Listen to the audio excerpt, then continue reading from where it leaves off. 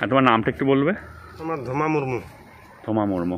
এই শাল গাছটার সাথে তো তোমাদের সংস্কৃত জড়িয়ে আছে। হ্যাঁ, একটু কি সংস্কৃত জড়িয়ে আছে একটু এই বলো। শাল গাছটা আমাদের প্রথমে পুজো হয়, এটা লোবান, যখন ধান ওঠার সময় লোবান পুজো হয়, এখানে আগে পুজো দিতে হয়। তারপরে বান্দনা আছে, বান্দনাতে এইখানে পুজো দিই, তারপরে আমাদের পরব হয়। তারপরে এরপর ছোটো বান্দনা আছে, এই তখনও এখানে আসতে হয়। ছোটো বান্দনা পর আবার একটা হোলি আছে, হোলিতেও এখানে পুজো দিতে হয়। আবার আছে সেই এরো বলে আমরা, মানে যখন আমরা ধান বীজগুলো ফেলি তখন বলি সেই পরবটাকে এরো, তখনও এইখানে পুজো দিই আমরা। এইখানে যে কোনো আমাদের গ্রামের আদিবাসীদের পুজো হয়, এখানেই আগে পুজো দিতে হয়, তারপর আমরা আনন্দ করি। প্রথমে এইখানেই আমরা পুজো দিই, তারপরে গ্রামগঞ্জের লোকগুলা আনন্দ করি।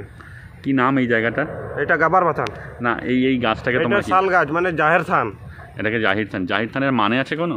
জাহের থান মানে তো এই তো বললাম, এই যে দেবতা আছে আমাদের, এটা জাহের থান। আচ্ছা, ইনি হচ্ছে তোমাদের দেবতা। হ্যাঁ, এই যে এটা, এই যে পাথর না, এটা আমাদের দেবতা। কোনো নাম আছে না? হ্যাঁ হ্যাঁ, তো এই আছে জাহের বঙ্গা। হ্যাঁ, আমাদের মারাং গুরুর জাহের বঙ্গা। আর একটা এটা, এই যে এখানে